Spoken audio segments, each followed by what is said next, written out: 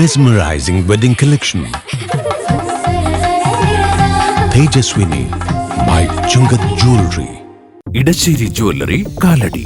ഏറ്റവും കുറഞ്ഞ പണിക്കൂലിയിൽ ലൈറ്റ് വെയ്റ്റ് 916 സ്വർണ്ണാഭരണങ്ങൾ ലഭിക്കുന്ന കാലടിയിലെ ജനപ്രിയ ജ്വല്ലറി ഇടശ്ശേരി ജ്വല്ലറി കാലടി.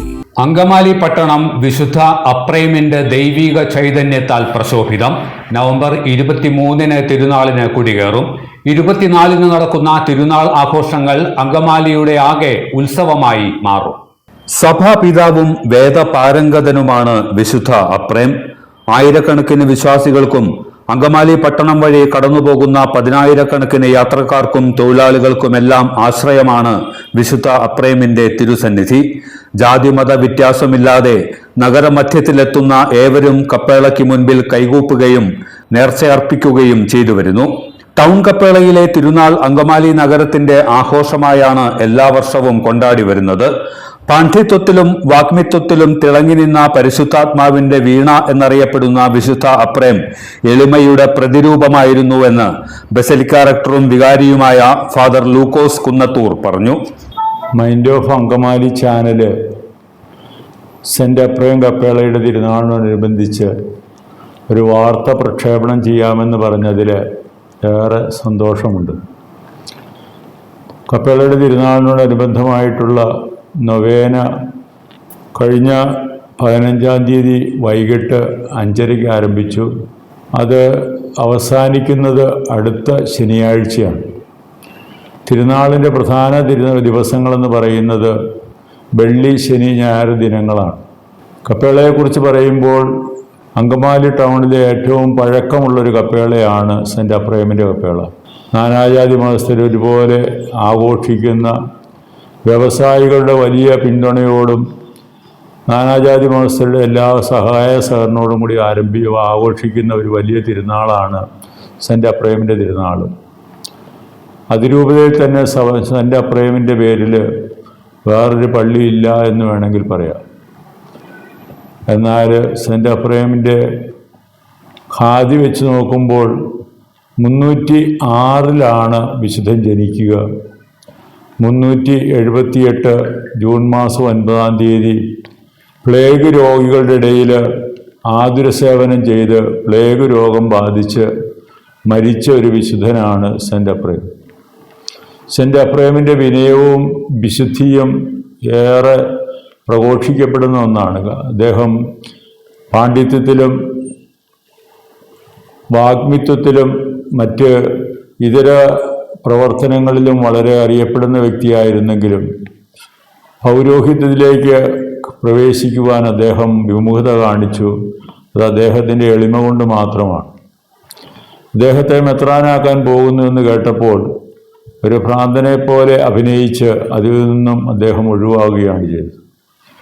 ആ കാലഘട്ടത്തുണ്ടായിരുന്ന സാരസൻ എന്ന് പറയുന്ന ഭാഷണ്ഡതയ്ക്കെതിരെ എഴുതുകയും ഗാനം ആലപിക്കുകയും അനേകരെ ബോധവൽക്കരിക്കുകയും ചെയ്തതിൻ്റെ പേരിൽ പരിശുദ്ധാത്മാവിൻ്റെ വീണ എന്ന പേരിലാണ് വിശുദ്ധൻ അറിയപ്പെടുക.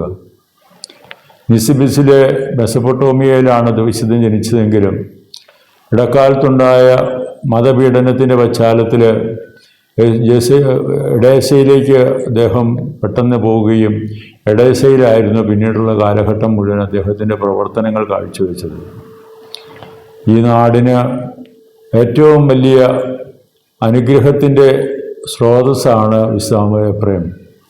MC റോഡും അതോടൊപ്പം തന്നെ നാഷണൽ ഹൈവേയും വന്നൊന്നിച്ചു ചേരുന്ന ജംഗ്ഷനിൽ തല ഉയർത്തി നിൽക്കുന്ന ഈ കപ്പേളയുടെ അനുഗ്രഹം പ്രാപിച്ചുകൊണ്ട് വലിയൊരു പട്ടണം പോലെ അങ്കമാലിക്ക് വളരാൻ സാധിച്ചു.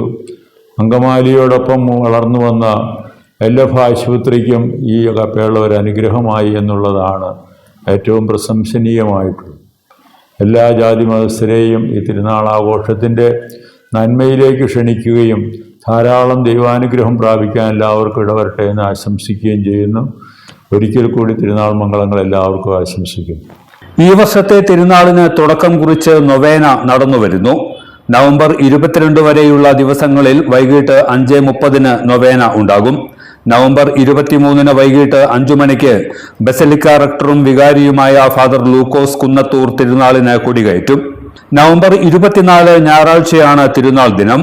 തിരുനാൾ ദിനത്തിൽ രാവിലെ ബസലിക്ക പള്ളിയിലും കിഴക്കേ പള്ളിയിലും വിശുദ്ധ കുർബാനകൾ ഉണ്ടാകും.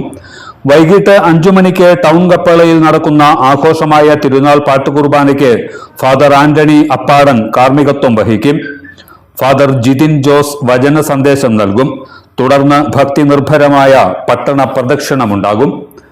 ബസലിക്ക പള്ളി റക്ടറും വികാരിയുമായ ഫാദർ ലൂക്കോസ് കുന്നത്തൂർ, സഹവികാരിമാരായ ഫാദർ ജെൻസ് പാലച്ചുവട്ടിൽ, ഫാദർ ആൻസൺ നടുപ്പറമ്പിൽ, തിരുനാൾ committee general convener Binu Thariyan, treasurer NR Johnson, secretary Ancy Jimmy, joint കൺവീനർമാരായ ബിജു പൗലോസ്, ബെന്നി പള്ളിപ്പാട്ട്, കൺവീനർമാരായ EO Shammi, AT Chackochan, CV Job, Selvi Shaigo, AG Varghese തുടങ്ങിയവർ ആഘോഷ പരിപാടികൾക്ക് നേതൃത്വം നൽകും.